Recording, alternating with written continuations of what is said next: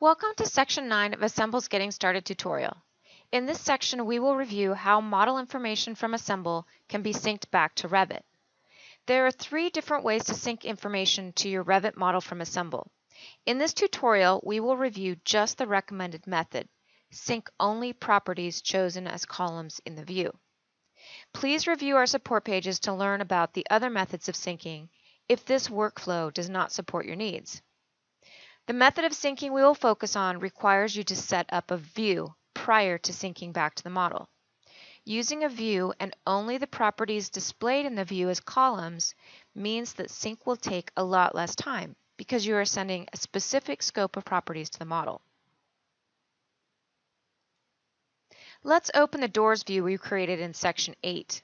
Click on the Coby Office Sample Project and the Doors view.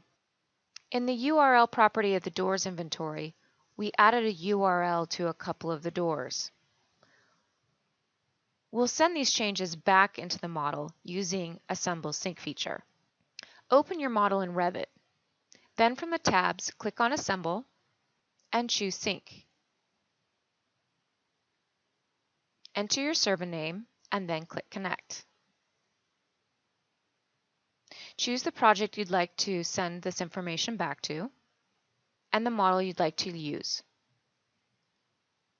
Then choose Sync from View, sync only properties chosen as columns in the view, and click Continue.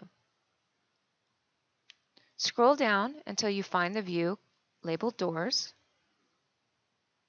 and then click Continue. Assemble will now analyze and send the properties back into the Revit model. You can view the log to understand which properties were changed with the sync. Then click Close. Now let's verify that our information was sent back to the model. Let's review the instance IDs for one of the doors that we changed. We're going to use this number 184137 and look up that instance ID in the Revit model to be sure that our sync actually happened. Using the Manage tab, click on Select by ID and then type in the instance ID 184137 and click Show. Now we'll take a look at the properties of this door.